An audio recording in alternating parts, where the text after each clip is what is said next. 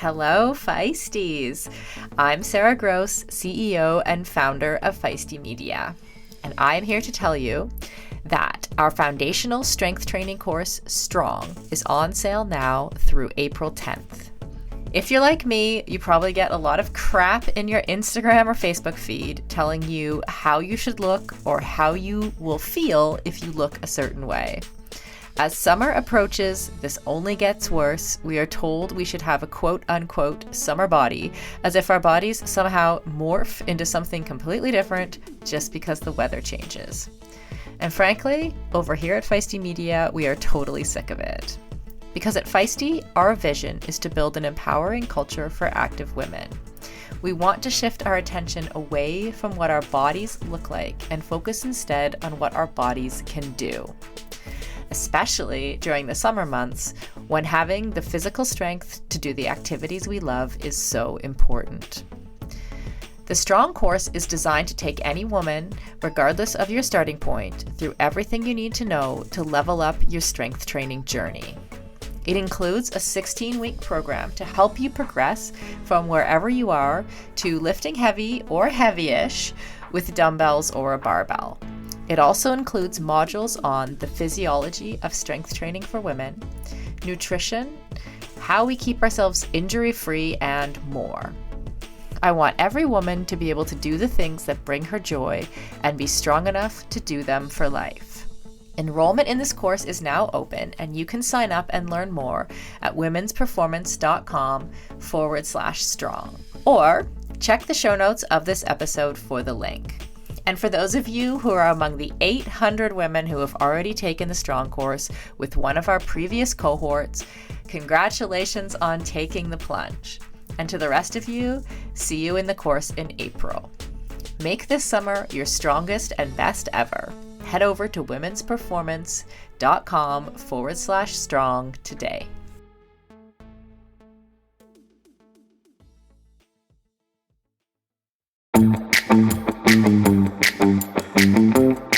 Welcome to All Bodies on Bikes, the podcast, where all bodies are good bodies, all bikes are good bikes, and all rides should be celebrated. All Bodies on Bikes is a movement to create and foster a size-inclusive bike community. So join your hosts, I'm Maggie. And I'm Marley. As we explore the complexities of the biking world, help us break down barriers and create the world that we want to see.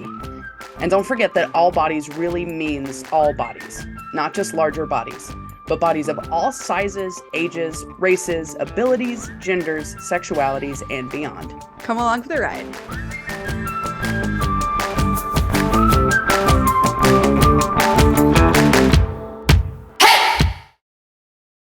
Hey, Maggie, how's it going? Oh my gosh, Marley, it's going so much right now. It is, because I told you we weren't going to do this at the beginning of the episode. I was like, I'm just going to go straight into the intro. And then I tried and it sounded really stupid. So I needed to say hi first.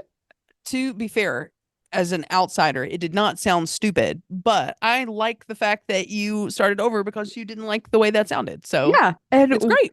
When we run the podcast, we get to do that. Exactly. Yeah. Yes. Yeah. Well, today's episode is I think it'll be a bit of a personal one. It's just Maggie and I hanging out today, shooting the breeze. But we're going to be talking about mental health as it relates to cycling, and some like misconceptions and or stereotypes that people in bigger bodies encounter when trying to, go for a bike ride, or things related to cycling, and how that can also impact somebody's experience. And so that'll be the second half of the show. But the first half of the show, we're really going to talk about mental health. So, I've been pretty forthcoming about this on social media and in my blogging, that I've long used cycling as a tool in my mental health toolbox, which sounds so cliche, but honestly, I legit have a number of tools that I use, including Absolutely. psychiatric medication, including meditation, including all sorts of stuff. But riding my bike is a very, very big part of my mental health toolbox. And as I have been more public about it and talking about it on social media, it turns out I'm not alone. Maggie and I were actually talking about this earlier in the week. And I decided for this episode, what if I tried researching something? Uh, What? I know, What is right? this? What is researching? What does that mean? Yeah. Well, it turns out it gets you into a really big rabbit hole. And so I didn't Mhm. research for that long, but I did find out that like our anecdotal experience is supported by like a ton of scientific studies that have come to a similar conclusion. And I'm gonna be totally honest here, I was kind of lazy with my research because there were so many studies, and I found myself like deep in doctoral theses, reading abstracts and reading citations. I was like, nobody cares that much. Just find one. Mhm. But the one that I found really focused on cycling for transportation. And so the main finding of this study was that cycling for transportation, in addition to physical benefits, because the main finding of the study was all about physical health benefits to cycling from cycling from transportation. But they found that cycling for transportation may also have important mental health benefits. Some studies have demonstrated a decrease in depression symptoms, while others have demonstrated an overall increase in emotional well-being and happiness. And that was from a study called Active Commuting and Depression Symptoms in Adults, a systematic review. And we'll put the link to that research paper in the show notes in case you want to dive into it. But like I said, I didn't go far enough to find if there has been associated research around like recreational cycling or cycling for sport. But I think it's safe to say that like if you're riding your bike for commuting and you're getting mental health benefits, you're probably, if you're doing it recreationally, you're probably also getting mental health benefits. Yeah. I mean, if you're doing it recreationally, you're doing it because you already enjoy it. Maybe Yes. even a little over for commuting. So it has to just add to how it adds to your life if it's just for fun. Yeah, yeah. It's funny, I don't commute by bike anymore because I work from home, but I used to commute by bike in Seattle. And on the days when I would actually like motivate myself to get up and pack my clothes and do the things I needed to do, and then once I actually got on the bike, I never regretted it.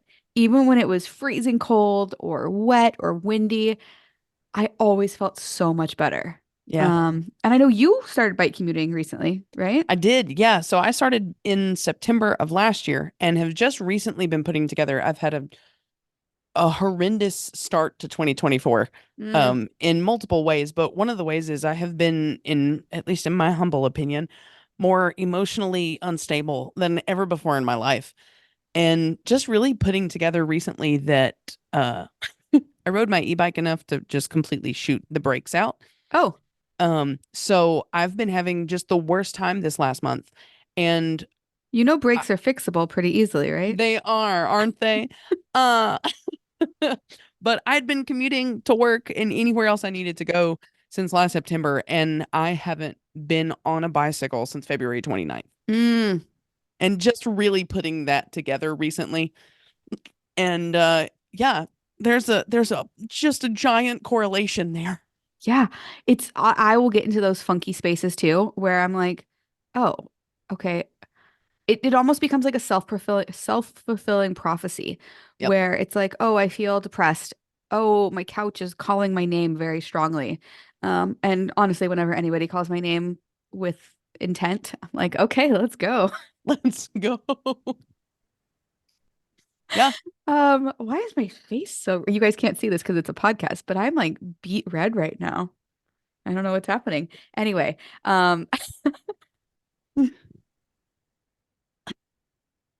I don't know what's happening either. My I don't. shirt's beat red, but I know why that is. It's because somebody made this shirt red. Right, right. But my face looks like I got sunburnt and I did not get sunburnt that I'm aware of.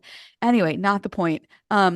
Self-fulfilling prophecies of being Yes. depressed, and then it's hard to motivate yourself to get outside. But then whenever I do it, I'm always like, oh, I feel even just the other day.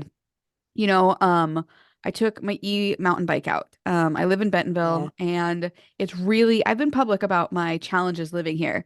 But every time I get out and ride, I'm always like, this place is the best. It's magical. It really is Right. like Disneyland. But it's really easy to forget that when you don't take advantage of the trails. And Yeah. so the other day I was like, no, I'm taking my e-bike out and I'm just gonna ride for an hour.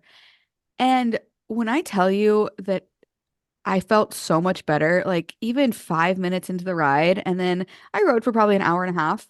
I was like I was on the moon. I was Yep. so dang happy. Mm-hmm. And Yeah. like it doesn't always happen that way. It's not usually like a huge mood lift. It's usually like, I don't know, on a scale of 1 to 10, if I go from like a 3 to a 5.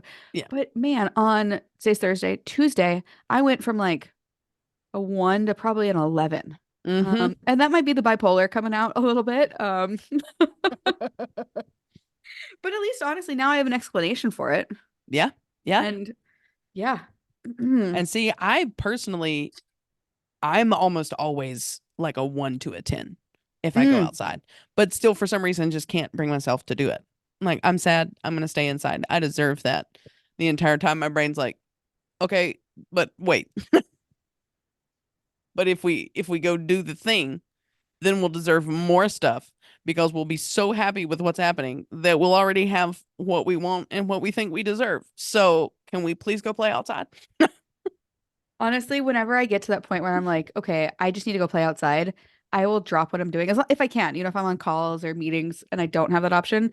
But if I like get the inkling that it is time to go outside, I try and listen to that and go Yep. because I don't often, well, that's not true. I get that feeling a lot, but especially when I'm struggling in like my down phases, I just gotta tune into that and say, yes, here we go. So, Yep. My mom has taken to, if I call her and I'm having a really terrible day, she'll like listen very intently and respectfully. And then she'll get really quiet and she'll just go, Maggie, go outside. I love that. I'm like, okay. Can I call Fine. your mom and ask for the same I am thing? confident she would be absolutely fine with that. Yeah, I actually put a reel up the other day, much to that effect of like, hey, followers, like, I'm pretty darn transparent on, especially my stories, with where I'm at that day, whether I'm up or down or sad or angry or whatever's going on. And I just put up a reel that was like, hey guys, next time if I seem consistently down, will somebody just remind me to go ride my bike? And I'm Yeah. dead serious about that. Like, Yeah. yes, I will probably get annoyed when 20 followers are like, hey Marley, you seem down, go ride a bike. However, like I need that external motivation in my life. Yeah. Yep. Um, especially because, and I think we're going to talk about this here in just a couple minutes, like I am not riding my bike to lose weight. I'm not riding my bike for a certain fitness goal. Right. I'm not on any sort of structured training plan.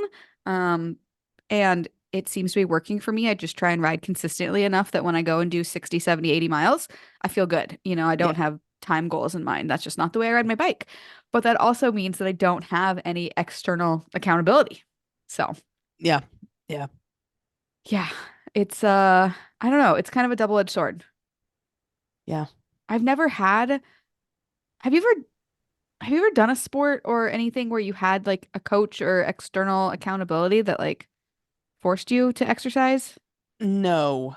I am training for an event this September that technically should have that, but Wait, I'm by event this September, you mean when you're riding from Maine to Georgia? yeah. It's just a little thing. Just the little thing for the entire just the little ride I'm doing the entire month of September. How's Oh, fundraising going on that?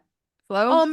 it's like a little slow, but I've already made some really cool connections through Nice. the episode that we've talked about this found some places to stay. So that's a whole separate side of cycling for mental health is the people that you meet when you're Yeah, out there or even when you're just talking about it because I haven't no even gotten out joke. there yet. Man, I just had a warm showers guest last night. Oh, cool. Yeah, he we don't get a lot of bike tourists through Bentonville. It's just not really on any routes. I mean, it's on like Right. the Arkansas High Country route, but it's just not a big bike touring hotspot. Yeah. And I got a message on warm showers and he said, I'm coming to town. Can I stay? And I was like a little hesitant. And then I was like, yeah, it's spring break. Like there's no campgrounds that are open. He left this morning to go continue on his way. But he was really cool. Amazing. Yeah. Yeah. Yeah. And just the gumption he's biking from San Diego to Wisconsin and he started in Okay. January. I was like, why did you choose the middle of winter to go bike packing across the country? And he didn't really have a good answer. All But right. yeah, That feels like one of those things that cyclists do where we don't have a good answer, but we're exactly. doing the thing. Yeah. Gosh darn it. Can I give you unsolicited advice I about would training for your ride? I would love that. Um, just consistency. Just get out there and just spend time in the saddle. Enough time to make sure your bike is really comfortable Yep. because I mean, there's no way to train your body for what you're about to do. You Right. know, spending 8 to 12 hours on the bike every day, but your legs are going to come so quickly. You know, your Yeah. first 3 or 4 days are going to be hard, and then you're going to be like, "Oh, this is my life now, and I love it." Yep. Um, and so yeah, I would just make sure, you got to get a good bike fit and everything feels good. I think Absolutely. you're gonna be set. It's So gonna be great. yeah, don't beat yourself up about training. Yeah. Yeah. Um, anyway, that question was just, I was thinking about it. Like, have I ever had external accountability? And like, I used to do CrossFit, but even that wasn't necessarily, while you're in the class, of course. But there was never like, oh, I have to go a certain number of days per week. Yeah. I I'm always looking for a deal. And this is related, I promise. But CrossFit, especially in Seattle, was fairly expensive. But I made a deal with them that I would clean the gym in exchange for membership. And that Okay, I was like that. so awesome. I loved Yeah. it. But that also meant that I had an unlimited membership. And so I also didn't have like the financial, um, I don't know, motivation. Because it's like, oh, I cleaned the gym and I would normally get a workout in. So I was always going at least once a week. But Okay. yeah, how did we get on this topic? I don't know. I don't remember either, but Well, Maggie, you haven't been on a bike since February 29th. no, I have not. It's not that That's long. It's today. Today I got on a bike. Oh, nice. Nice. I Yep. was going to ask you, do you have a plan to So, get back on? Did it yep. feel good to get back on? It felt so good because it's like freaking 65 degrees here and the sun shining and blue sky and you you can't I can't and it was on my e-bike, so especially I just can't be too preoccupied with sad things when it's a beautiful day and I'm like belting 20 miles an hour down the greenway. Exactly. Exactly. It's something I think about kind of often is like you don't see sad people on bikes. Yeah, Um, although I've definitely cried on a bike before. I have two, but it's like it's different because I'm sad about something, but I'm either pretty quickly able to focus on biking instead of the thing, or I'm so in the zone of what I'm doing that I can work through the thing better. Yeah. And so it is so very not the same as being sad literally anywhere else. It's so true. Yeah. I've done a lot of grieving on my bike actually. Yeah. Because I have a really amazing ability to shut off my feelings. And I feel like the only time I can ever actually get into those feelings is on the bike. Yeah. And so my dad died, I guess it'll be 3 years this summer. Mm. And that's really the only place I've been able to grieve. Because I feel like I just get into the zone, my body's working hard, I'm like a well-tuned machine, and then Yes. my brain can finally let those walls down to think about those things. Yeah.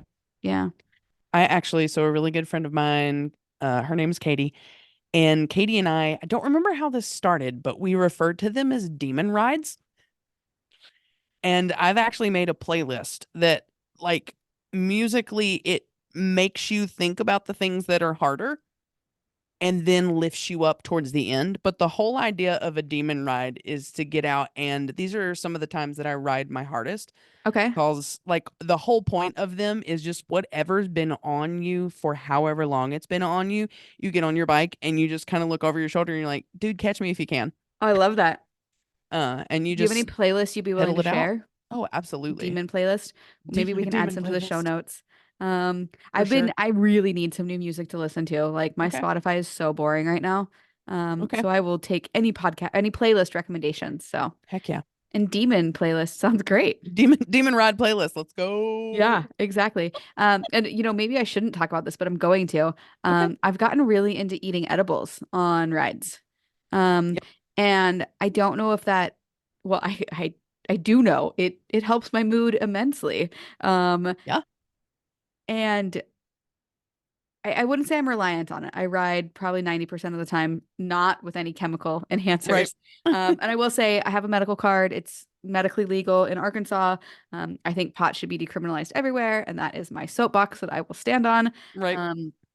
However, I don't know if I'm supposed to be riding a bike under the influence. Probably not, but I never get so stoned that I like lose control, or it's honestly more of a way for me to focus than anything.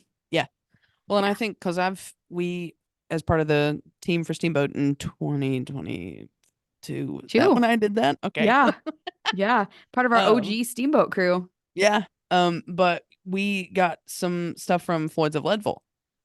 And my thing with them, and I know you work with Twisted Spoke now and Yeah, I some of would these say, other can we people. talk about I know Twisted Spoke instead? I was moving there as fast as I could.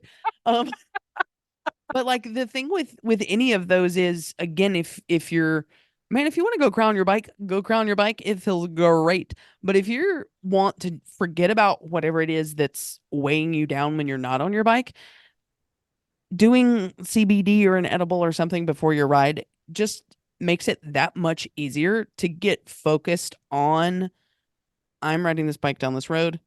I need to keep moving my legs or the bike will fall down. I'm having a good time. What are we doing next? And again, sometimes I enjoy crying on my bike as much as anybody, but sometimes it's nice to just be moving Yeah. and not focused on whatever it is that has you down. 100%. I think that's why I like gravel so much and why I'm learning to like mountain biking is because it does take mental focus of Mm-hmm. like, where's my line? You know, what rock is trying to kill me today? Yep. Yeah. Mountain So biking, you can't think too much about what's going on outside of the trail because you have to pay attention to what you're doing. yeah. Oh my God. Especially right now. Holy cow. It is spring break. I think it's Wisconsin spring break right now. I've Okay. learned that different parts of the United States take spring break at different times, which makes sense. But Bentonville is like a hot spot for spring breakers.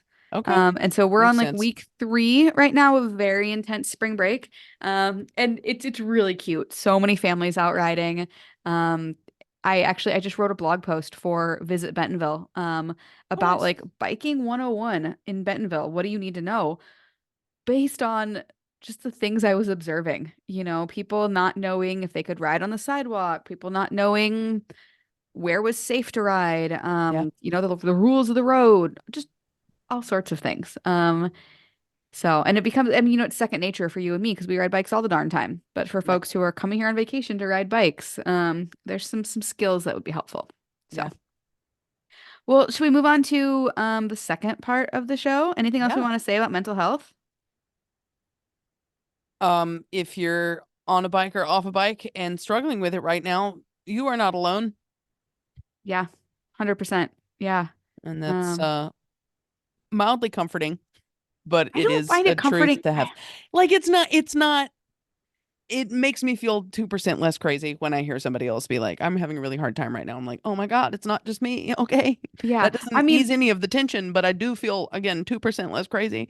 when I went public with my bipolar diagnosis, I was really scared. You know, are my Yeah. sponsors going to keep me on? Like, Mm, what's going to happen? And nothing has changed, thankfully, except an outpouring of support. And from mm, people who, you know, I had no idea had mental health struggles. I probably had 20 people tell me they are also bipolar. It's wildly common, which I yeah. didn't realize. And so that's been really heartening. But at the same time, like, you know, people are always like, well, let me know if you want to talk. Like, no, I don't want to talk. I want you to come over and help me do my laundry. I want you to help me like Yes. just Yeah. be a person because when I get into my low lows, Oof. it's really hard to be a human. And Oh, yep. as a single person who has a dog, like there's things that just have to happen. Yeah. So I don't know. I hate the, well, let me know if you want to talk. Like, I don't want to talk about anything. It's the chemicals in my brain that are messed up. Like, Right. I just want help existing, Mm-hmm. honestly. Mm-hmm. Yes. Yep. So anyway, but yeah, you're not alone. No. If you are in an emergency situation, National Suicide Hotline is 988. You can text, you can call. I actually have used it before, when I was just in a real moment of crisis, and it was incredible. Highly recommended if you are in a moment of crisis, Yeah. because the feelings will pass. You are not alone. And even even if it only makes you feel 2% marginally better to know that other folks are also struggling, there are a lot of folks who care about you. Yeah. Even if they have no idea what you're going through or why things are happening, you're not alone. Yep. Yeah, and that's what I And we're glad you're here. yeah, we are. I'm glad you're here, Maggie. I'm glad you're here. Thank you. Yeah. Thank you. All right. Well, we've kind of talked about like the benefits of cycling for mental health, and Yes. Maggie and I are both huge proponents of that. But as folks who live in bigger bodies, there are some very real barriers to just getting on a bike and riding. Yeah. I recently had a reel go viral on Instagram. Mhm. And it was like we're fat cyclists. Of course we're huffing and puffing up a hill. And kind of, calling in those stereotypes that are actually true. Mhm. But it totally hit a nerve. I had, I think, Oh, like 2,000 comments or something of folks also, saying, of course I'm a fat cyclist, or I'm a fat cyclist. Of course, folks assume I'm a beginner, or of course, folks assume I'm riding my bike to lose weight. And I realized that there are a lot of misconceptions and a lot of yeah. stereotypes that people in bigger bodies deal with. Um, and I just kind of wanted to talk about those a little bit, because I think they're very common. And I think, we have a lot of folks who listen to the show who don't live in bigger bodies. And I think it's a really great opportunity for some allyship. Yeah. Um, and also just commiseration for our other Yes. bodacious babes who have to deal with this. So, Audacious Babes. That's the name of my punk rock band. bodacious babes. Yep.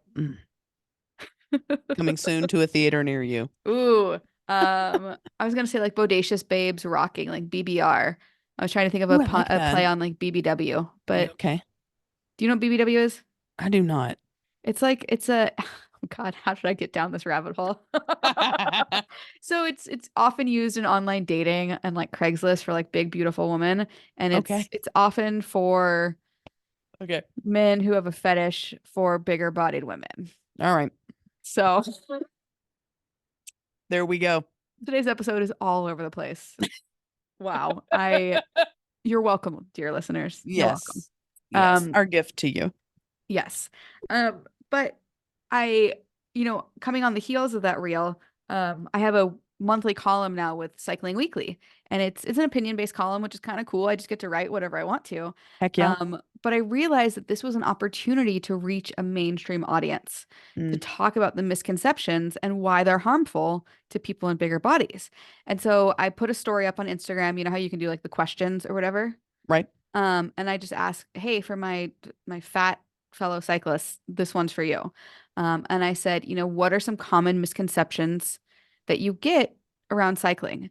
And I got like over 100 responses. It was honestly really overwhelming. Yeah. They all kind of fell into like a couple buckets.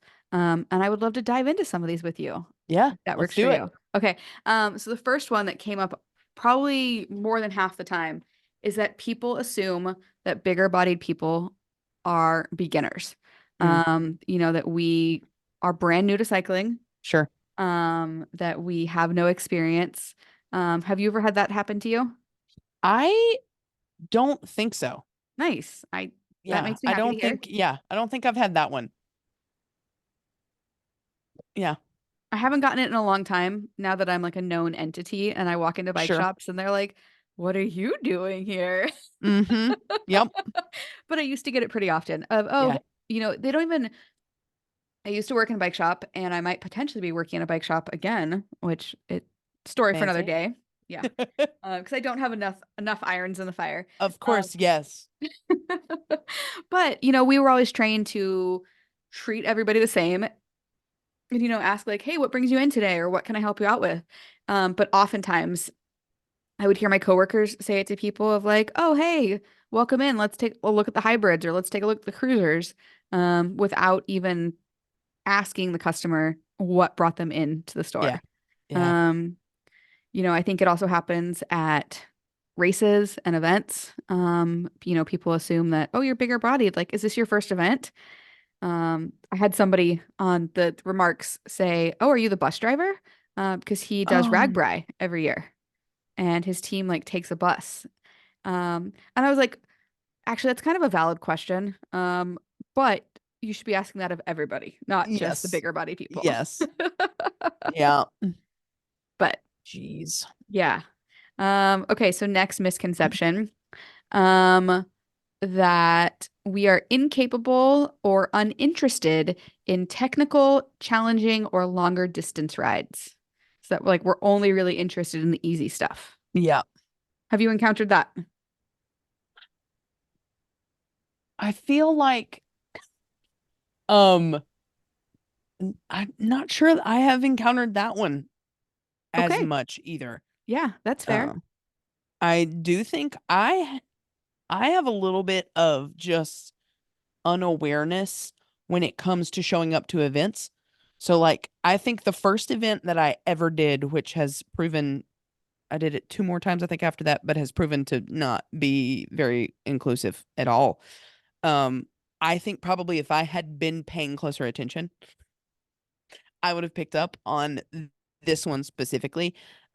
Just because there are a bunch of like bro dudes that go do that ride and who can be fine. This group, not so much. I Mm. have realized in retrospect. But if I'd been paying close attention to what was going on, I'm confident that people there would have been like, "Who'd you come to cheer for?" Yeah. But luckily, I just was not aware. And sometimes there's bliss in that ignorance Yeah, yeah, of just like not even acknowledging their stupid questions or their yeah. assumptions. So, I'm about to have a fun day in the mountains on a bike, so I'm just thinking about that. yeah. Why are you looking at me out of the corner of your eye? Stop it. I mean, I have definitely gotten this quite a bit, especially on bike packing Yeah. trips, from a lot of non-cyclists. You talk to people in grocery stores and or at gas stations where you're resupplying and you tell them what you're doing and they are just flabbergasted. Yeah. And it might be the case that they would be flabbergasted to hear that response from anybody, but they hear like, "Oh, I'm riding across Oregon or I'm riding X amount of miles." It's like, "Whoa, you're capable of doing that?" It's like, yeah, I am. Like, why are you Yeah. doubting me? So, Yeah. that one's frustrating. And I know it happens really frequently in like the mountain bike community. A couple of like other pros actually reached out and said, like people don't think that I'm capable of hitting jumps or Mm, going fast or doing technical descents. yeah. And it's like body size has absolutely nothing to do with skill on a bike ride. Yeah. Absolutely. I mean, like, yes, there is like a very real power to weight ratio thing. And so we will never be as fast as Wout Van Aert or Tom Pidcock or like the Tour de France riders. Yeah. But that doesn't mean we don't have technical skill and we don't have climbing prowess and we don't have other abilities. So, Yeah. okay, another really, really, really common misconception was that people assuming that we are riding bikes to lose weight. Mm-hmm. Yes. Yeah. And I hate this one. I get this one pretty darn frequently. And I just hate the fact that other people are thinking about my weight. Like, don't often think about my weight. But I think other people think about it a lot more than I do. Yeah. And it's so harmful. Because like if I see a standard bodied person, I don't assume they're riding their bike for exercise or to lose weight. I think like, oh, they like riding bikes. And why can't people just think the same thing about us? Yeah. Yeah. Yeah. Also, just like it's none of their business at all why we're Hmm. riding bikes. Yes. Yeah. Yeah. And it's like it's I think I know I've had one experience where it was coming from a place of just like conversation, but it's like ask a better question, Yeah. which I think comes up a lot in life. But like if you just found out somebody rides bikes and they're bigger bodied or they're not bigger bodied, why would that be your immediate next point of conversation? Like my next point of conversation is going to be like, "Oh, what kind of bike do you ride? What's Yeah. your favorite ride you've ever done? What's the coolest thing you've ever seen while you were out on your bike?"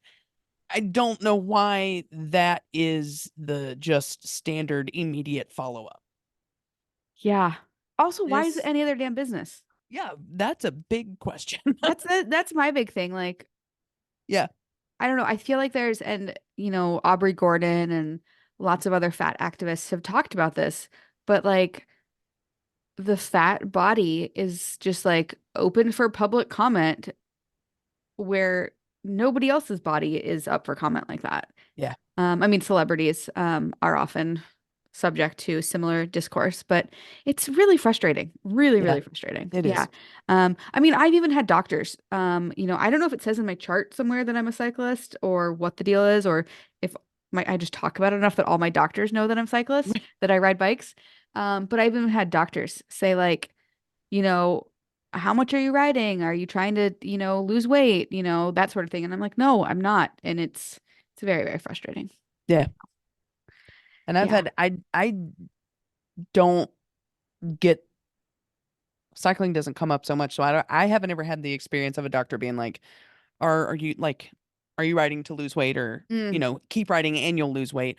My favorite thing I think that's ever happened, and I use that exceptionally sarcastically, is my first bike packing trip. I don't have the thing in your brain that makes you go, hey, this seems really hard if this is the first time we're doing this thing. My first bike packing trip, we did 315 miles in 4.5 days, and I had a doctor's That's appointment. absurd. It was so stupid. It was amazing. It was so stupid.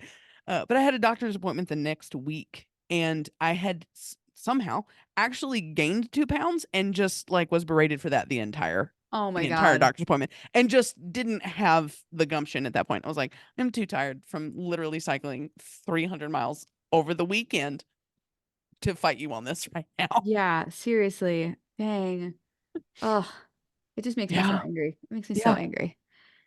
Okay, well, this very last misconception actually made me laugh quite a bit. And Okay, there's great. there's a million other misconceptions. Like I said, I got over 100 responses. And so if folks have strong feelings, I encourage you. I just found a flashlight on my pen. Oh, Um, on your pen. on Okay, my that's pen. exciting. Um, anyway, write into us. Let us know. Podcast at Yeah. allbodiesonbikes.com. But this last one really made me laugh. Is that because we have big butts that all saddles are comfortable? Wow. Yeah. Okay. Yeah. All right. And I can honestly kind of see where this one comes from, especially if you're somebody who doesn't ride bikes very often. Right. Because I think a lot of folks don't know that like on your bike saddle, like the weight is supposed to be on your sit bones, like the hard bones that are in there, and Yeah. not on the soft tissue. But I get questions all the time from folks about like, what wide saddle do you recommend? I've got a really big butt. And it can be really counterintuitive to say, like, Mhm. actually, the size of your butt doesn't impact anything. It's the width of your sit bones. Yeah. And so I kind of get it, but it did make me laugh a little bit. That's amazing. Yeah. Yeah. Yeah. That's one of those where you just want to be like, "Oh, honey, Exactly. Like, oh, that's you're cute. not allowed to talk to other people." Well, I think that's all I have. But before we go, I did want to do kind of a rundown of upcoming events. Heck yeah. Yeah, does that sound good to you? I think I'm gonna try and make this part of the regular podcast. That sounds great. Okay. And so for folks, if you're listening, June, July, maybe you just became a fan and this is an old episode for you. You can always find out about what's going on with All Bodies on Bikes at allbodiesonbikes.com/events. For folks that don't know, we are a 501c3 nonprofit. We have 13 chapters across the United States who are running all sorts of fun events and seminars and bike packing trips Yes. and really cool stuff. So I'm just going to go through a couple of things that are coming up that folks can get involved with. So the first is we are presenting our strategic plan to the public. So we officially got incorporated as a nonprofit last May, and we've been Woo. using the last, I don't know, 10 months to work on this strategic plan, and we are now ready to share it with the public. So Nice. that'll be on Wednesday, April 3rd at 7 p.m. online. Again, if you go to allbodiesonbikes.com/events, you can RSVP there and you'll get the Zoom link. After that, almost a month later, actually, that's not entirely true. The day before that, we've got a bike ride in Northwest Arkansas in Bentonville. They're going to do a sunset cruise. It'll be about 8 miles. Fun. Um, in May, we've got a couple fun things happening. So the TD 5 borough bike tour is happening. And so Okay. we had Alicia McCauley from Bike New York on a couple episodes back. And this is the largest charity ride in one day. So they get almost 33,000 cyclists. They shut down 40 miles of road in New York City and they do a bike ride. And Oh, so heck yeah. Kaylee and I are going out to New York for that. And so on Woo. Saturday, May 4th, may the 4th be with you. Hey. We're gonna do a ride at like a social ride and meetup at the Soho REI. And then on Sunday, we will be riding together in the TD 5 borough tour. And so if you're looking for folks to ride with on that, join our team. We've got details on that on the website. Our Kansas City chapter is doing a big bike packing trip. That one's sold out, but A bunch of our other chapters are gearing up for Swift Camp Out. And so there's a big nationwide, actually global, bike camping trip that happens over solstice weekend. And so look for more info to come soon. I believe Western Massachusetts, Denver, I think Northwest Arkansas, Chicago, a bunch of people are going to be doing bike camping trips. So that should be really fun. At the end of June, we are hosting a gear garage at Grounded, Nebraska.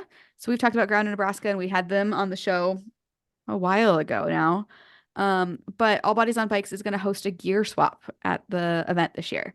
So folks can bring gently used stuff that they no longer need or want, and hopefully get that to good homes, because outdoor gear can be very expensive. Yes. And then just the last one to talk about, we've got so many events coming up this summer, but one that I do want to get on people's radar is in August in Oregon. It's put on by Cycle Oregon, and it's called Joyride. And it's an event for women, trans, femme, and non-binary folks. It'll be 2 days of riding. We will be recording a live podcast at Joyride, and then leading some All Bodies on Bikes rides. And I will also have a scholarship for 2 folks to attend. More details coming soon about that. But lots and lots of stuff in the works.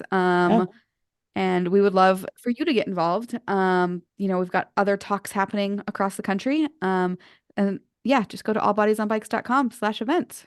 Heck yeah. Yeah. I'm trying to think if there's anything else. Oh, merch. Have you seen the All Bodies on Bikes kits? I have seen them. Oh my They're God, amazing. They're so cool. And now that Mid-South is over, I've actually ridden in it. And I will say that, like, for one of the first times, the jersey and the vest didn't ride up. Like, the silicone gripper around the waistband is superb, and Amazing. everything stayed in place, which I think is what's supposed to happen when clothing fits you appropriately. What? I know. What a concept. Crazy. Crazy. And then, of course, Cleverhood, supporter of the podcast. They just came out with something really cool. I just heard about it yesterday. Hats. So they're going to have both baseball style hats and bucket hats that are made from dead stock. And you can get them personalized with the All Bodies on Bikes logo. Heck yeah. So that's really fun. Cleverhood. We love Cleverhood. We love Cleverhood. And a portion of those sales goes back to All Bodies on Bikes. Nice. Yeah. So if you're still listening, we love you. Thanks for sticking around. Yeah. And let us know who you want us to interview. We might take a break for a couple weeks as we get some interviews lined up and get all of our ducks in a row, and let Marley and Maggie's mental health do what it needs to do in a different direction. But we would love to hear from you of who you want us to interview. So email us at podcast@allbodiesonbikes.com. And I hope you have a beautiful day. I hope you have a beautiful day. Thank you. I hope our listeners have a beautiful day. I hope everybody has a beautiful day. And with that, we're out.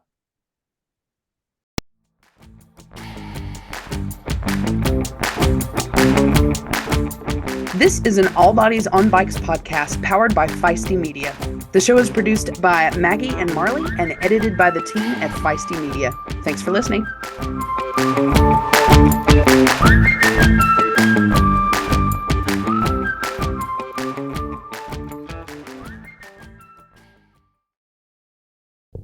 Are you tired of getting caught in the rain with poorly fitting, flimsy rainwear? Well, let me introduce you to Cleverhood, makers of thoughtfully designed, durable, and size-inclusive rainwear. Cleverhood is designed by women, but is made for everyone who wants to embrace the elements and enjoy the ride, no matter the weather. Cleverhood was born out of the need to make rainy days into happy days, and with multiple choices of styles and sizes, all bodies can stay dry, visible, and happy. Maggie and I especially love their rain cape. Literally, the only thing you need to fit is the head hole. Otherwise, it just fits. It's so cute and functional, and I feel like a superhero when I ride my bike in it. All of Cleverhood's designs have reflective elements thoughtfully integrated, including an option to customize it with the All Bodies on Bikes logo. They're also sustainable, with most of their fabrics made from recycled fibers and PFC-free DWRs. Social sustainability matters to Cleverhood too, and they only work with certified producers who follow labor and environmental standards, and they give nearly 5% of their profits back to community organizations, including All Bodies on Bikes. So whether you're commuting on a dreary morning, walking your dog in the rain, or waiting for the bus, Cleverhood is a great option. And remember, you can use the code ALLWEATHER for 15% off of your order.